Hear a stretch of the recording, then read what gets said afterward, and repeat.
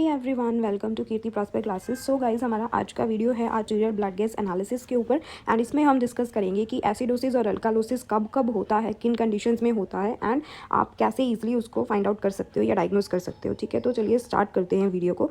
So guys, before understanding the concept of acidosis और alkalosis you should know कि pH की normal value क्या है। सो हमारे ब्लड का जो पीएच होता है वो 7.35 टू 7.45 होता है। ठीक है, अगर पीएच की वैल्यू 7.35 से कम होती है देन हम बोलते हैं कि एसिडोसिस हो रहा है, और 7.45 से वैल्यू ऊपर जाती है तो दैट इज अल्कालोसिस हो रहा है। ठीक है, ये कंसेप्ट आपको क्लियर है। नेक्स्ट, एसिडोसिस और अल्कालोसिस की कंडीशंस को समझने के लिए आपको दो निमोनिक्स जो है उनको समझना पड़ेगा। ठीक है, रोम और रिवर्स और इक्वल और सेम। ठीक है, रोम क्या है? RO इज रेस्पिरेटरी ऑपोजिट और ME is metabolic equal. Okay, so reverse and equal को समझने के लिए आपको पीएच एंड CO2 की डायरेक्शन जो है वो ध्यान में रखनी है हमेशा।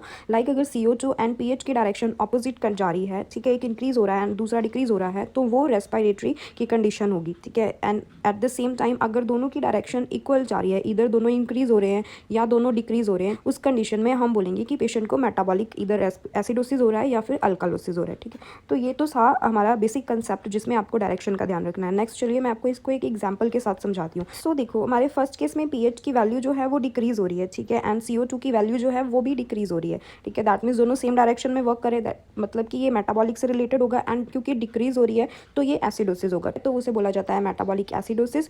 एंड अगर पीएच की वैल्यू इंक्रीज हो रही है एंड CO2 की वैल्यू भी इंक्रीज हो रही है, अगेन दोनों सेम डायरेक्शन में जा रहे हैं, दैट मीन्स मेटाबॉलिक ही आएगा, बट पीएच इंक्रीज हो रहा है इसलिए अल्कालोसिस होगा। इन थर्ड कंडीशन, अगर पीएच की वैल्यू डिक्रीज हो रही है बट CO2 इंक्रीज हो रहा है, दैट इज ऑपोजिट जा रहे हैं, तो ये रेस्पिरेटरी की कंडीशन होगी, respiratory acidosis, and pH increase होगा और CO2 डिक्रीज होगा तो रेस्पिरेटरी जो है वो अल्कालोसिस होगा। ठीक है, बहुत ही इजी है इसे समझना, बहुत डिफिकल्ट नहीं। आई होप आपको समझ में आ गया होगा। तो नॉर्मल एबीजी के अंदर कुछ और कंपोनेंट्स भी होते हैं जिनके बारे में हमें पता होना बहुत जरूरी है। So other important component is HCO3 bicarbonate. Bicarbonate जो है वो भी एबीजी को अंडरस्टैंड करने के लिए इंपॉर्टेंट फैक्टर आता है। मेटाबॉलिक की कंडीशंस में HCO3 जो है वो क्या करता है, वो पीएच के साथ साथ चलता है। ठीक है, अगर पीएच डिक्रीज हो रहा है मेटाबॉलिक एसिडोसिस में पीएच के साथ HCO3 भी डिक्रीज होगा, एंड अगर पीएच इंक्रीज हो रहा है तो HCO3 भी इंक्रीज होगा। But in case of respiratory HCO3 की वैल्यूज जो हैं वो डिफर करती हैं या रिवर्स में चलती हैं पीएच के। ठीक है, अगर पीएच डिक्रीज हो रही है तो रेस्पिरेटरी एसिडोसिस में HCO3 की वैल्यू इंक्रीज होगी, एंड अगर पीएच इंक्रीज हो रहा है तो HCO3 की वैल्यू जो है वो डिक्रीज होगी। So guys, this was all for today's video. I hope you like this video. अगर आपको ये वीडियो अच्छी लगी है तो इसको लाइक एंड शेयर जरूर करिए एंड मेरे चैनल को सब्सक्राइब करें, and see you in the next video.